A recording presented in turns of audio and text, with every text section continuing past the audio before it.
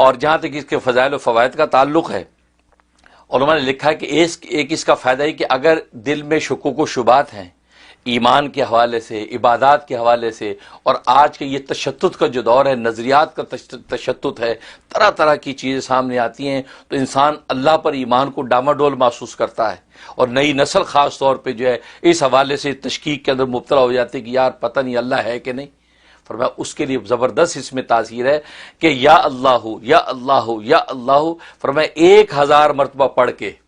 سینے پہ دم کیا جائے اور پانی دم کر کے پلا دیا جائے، فرمایا جس قسم کی دل کے اندر شکوک و شبہات ہو گئے رفع ہو جاتے۔ اچھا ماشاءاللہ۔ اور آج تو ہر بندہ پریشان ہے کہ یار یہ دل کے اندر کیا ہے، اس کے بیٹھ گیا، یہ تو اسلام سے بھاگ رہا ہے، یار یہ تو ایمان کی باتیں نہیں کرتا، یہ تو غیروں کو دیکھتا ہے، بس یا اللہ یا اللہ یا اللہ یہ 1000 دفعہ پڑھے، اول آخر 11 مرتبہ درود شریف، اور اس کے بعد جو ہے وہ دم کر دیں۔ بلکہ میں تو کہتا گھروں کے اندر عورتیں جو ہیں، مائیں پورے گھرانے کو، بچوں کو، بڑوں کو، سب کو پلایا کرے دم کر کے، انشاءاللہ ان کا دل جو خدا کے ساتھ ہی جڑا رہے گا اور اللہ سے ہٹے گا نہیں۔ یہ کس کا یہ فائدہ۔ کتنے دن کرے؟ یہ 41 ڈیز، 41 دن، 41 دن کریں، انشاءاللہ تبدیلی آ جائے گی۔ اور دوسرا فائدہ اس کا یہ کہ اگر کسی کا کام اٹکا ہوا ہے، بڑا مشکل کام ہے، ہو نہیں پا رہا، اور زور لگا لیا، ساری کوشش کر لی، کام نہیں ہو رہا، تو جمعے کی نماز سے پہلے خلوت میں بیٹھ کے صرف 200 مرتبہ پکارنا ہے۔ اچھا، اللہ اللہ اللہ اللہ، 200 مرتبہ بس اس کا ورد کرنا ہے، اول آخر 11 مرتبہ درود شریف کے ساتھ۔ فرمایا کہ کیسا بھی مشکل کام ہو اللہ تبارک و تعالی اگلے جمعے سے پہلے حل کر دیتے ہیں۔ اچھا، عجیب تاثیر ہے اس میں۔ صرف ایک دن کرنا؟ صرف ایک دن، پھر اگلے جمعہ ہے، اگر نہیں پھر کر لیں تو، ورنہ فرمایا کہ وہ تو پڑھنے والی کی اس پر ہے، کس سچائی کے ساتھ پڑھ رہا ہے، صدق دل سے پڑھ رہا ہے، تو اگلا جمعہ آنے سے پہلے کام ہو جانا ہے، ورنہ فرمایا کہ 7 جمعے پورے کر لے، انشاءاللہ کہیں نہیں جاتا کام، آپ کا کام ہو کے رہے گا۔ سبحان اللہ۔ یہ جمعے کی نماز سے پہلے، خواتین جمعہ نماز نہیں پڑھتی، گھر میں ہوتی ہیں، تو دیکھ لیں کہ جب وہ لوکل مسجد میں جمعے کی نماز کب ہے جی، 1:30 بجے مثلا جماعت ہے، بس اس سے پہلے وہ 1 بجے بیٹھ کے گھر میں پڑھ لیں، 12:30 بجے، تو اس سے پہلے پڑھ لیں خلوت میں بیٹھ کے یکسوئی کے ساتھ، انشاءاللہ بہت زبردست عمل ہے۔ اور تیسرا فائدہ یہ کہ اگر کوئی ایسا لا علاج مریض کہ اطباء نے جواب دے دیا کہ بس یہ نہیں ٹھیک ہو سکتا، اور آج یہ کرونا وائرس کے حوالے سے یہ آفت کیسے سر پہ سوار ہے کہ ڈاکٹر بھی جواب ہاتھ پیر چھوڑ دیتے، کہتے بھائی بس لے جاؤ اس کو، کہ نہیں یار داخل کرو اسپتال میں، تو ڈاکٹر کہتے بھائی جنازے ہی لے کے جاؤ گے، پھر تم گھر لے جاؤ، گھر میں مر گیا تو اپنے طریقے سے دفنا دینا، یہاں سے جائے گا تو پھر ہم تو اپنے طریقے سے پھر آپ کے حوالے بھی نہیں کریں گے۔ یہ ڈاکٹر کہہ رہے ہیں یہاں پہ، کتنی خطرناک بات ہے۔ یعنی ایک مومن کے لیے سب سے خطرناک بات تو یہ ہے کہ حوالے نہیں ہوگا، اور جنازہ جس شان و شوکت کے ساتھ کرنا چاہیے تھا وہ نہیں ہو پائے گا، غسل نہیں دے پائیں گے، یہ ساری ریسٹرکشن لگ جاتی ہیں۔ تو ایسا مریض اگر گھر میں ہو گیا، اس کو افیکٹ ہو گیا، اور عام طور پہ تو یہاں ڈاکٹرز اب یہی کہہ رہے ہیں کہ بھئی دیکھو جب تک کہ سانس نہیں اکھڑنے لگا نا، اس وقت تک تو ہم داخل ہی نہیں کرتے، آپ لے جاؤ، ابھی تو صرف بخار آیا ہوا ہے، جسم ٹوٹ رہا ہے۔ تو اس موقع پہ اس سے اچھا عمل کوئی نہیں ہے، اس سے اچھا عمل کوئی نہیں ہے، اور اس کے لیے 125 مرتبہ یا 66 مرتبہ، 66 مرتبہ یہ اللہ کا ورد کرنا ہے۔ مریض لیٹا ہوا ہے، اس کے بعد بیٹھ کے اللہ اللہ اللہ، آپ نے 125 مرتبہ پڑھا، اول آخر 11 مرتبہ درود شریف پڑھا، پڑھ کے مریض کے دونوں کانوں میں زور زور سے پھونکیں، اس کے چہرے پہ پھونکیں، اور اگر وہ کھا پی سکتا تو پانی دم کر کے اس کو پلا دیں، اور مریض اگر خود بھی پڑھ سکتے تو اس کو کہہ دیا جائے کہ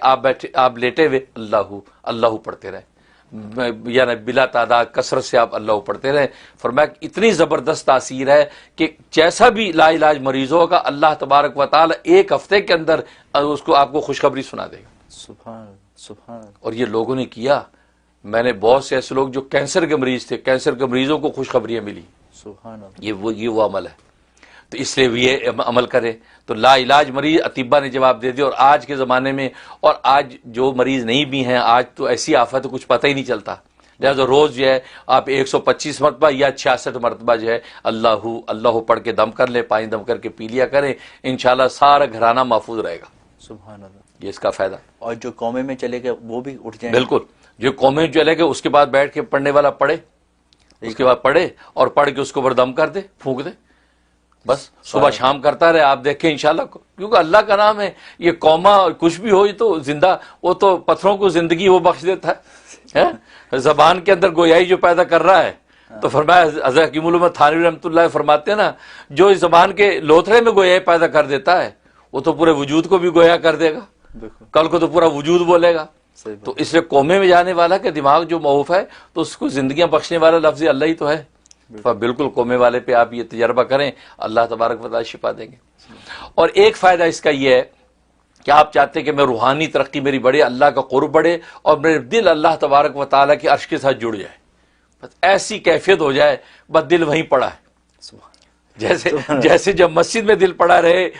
ایک مومن مسلمان کی خواہش ہوتی ہے، یہ چاہتا ہے میرا دل خدا کی عرش کے ساتھ لٹکا رہے، جیسے حضرت یحییٰ علیہ الصلوۃ والسلام کا لٹکا رہا۔